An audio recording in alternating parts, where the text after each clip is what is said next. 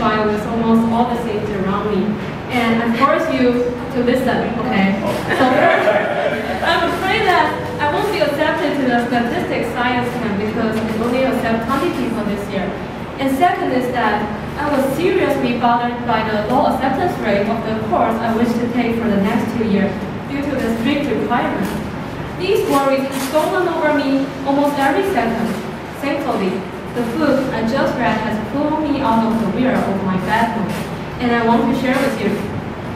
Why do I have to share my private problems? It's not because I want to share, it's just because I want to make the point is that the problem I mentioned before are actually not problems. Why do I say that?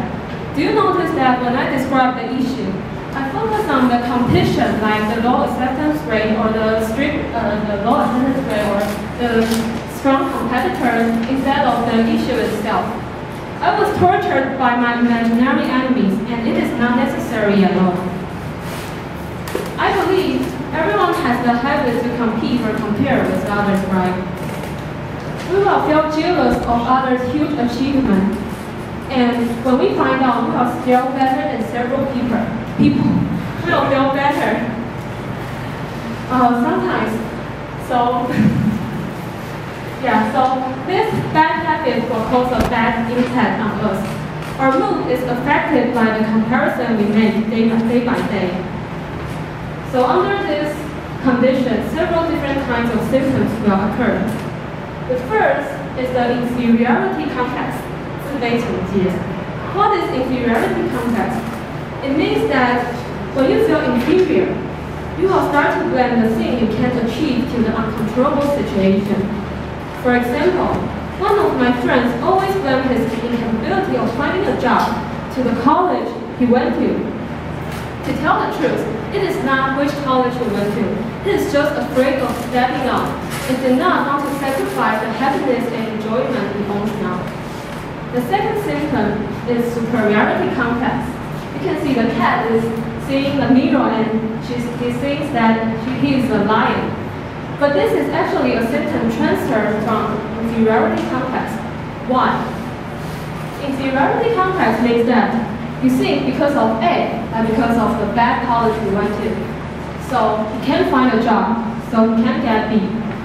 So it makes sense for some people to redefine, were it not for A, and I will get B.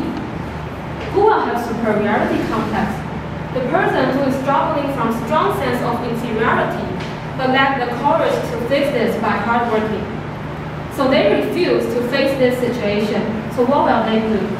They will start to act like they outperform others or live successfully. So let me take some real example. Some people on Facebook always like to post like how luxurious their clothes or their house are, or how expensive the food they are eating. Or some news regarding to some prep school teacher always claiming the fake degree. These are all examples of superiority complex. The last symptom is really special. I bet you can guess it. Have you ever met someone who always talks about the tragedy happened to him or her in the past? I think everyone must strike a chord with me because I just saw Frankie knock his head. If someone won't talk about other topics, but how sad or how pathetic he or she was in the past, then they are not really that pathetic because the people who are really pathetic won't say so much. They are just showing off their misfortune. They utilize their tragedy as a weapon to think, to distinguish themselves from others, and to make them feel unique.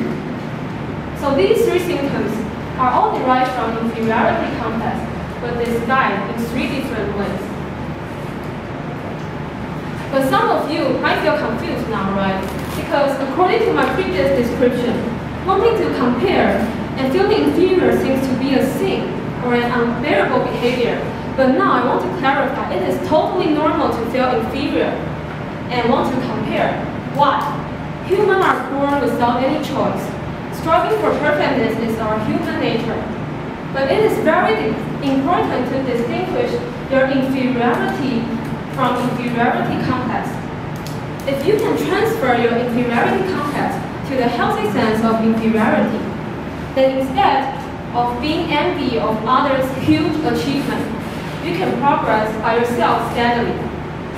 At last, it sounds pretty extra because I'm only providing some theory.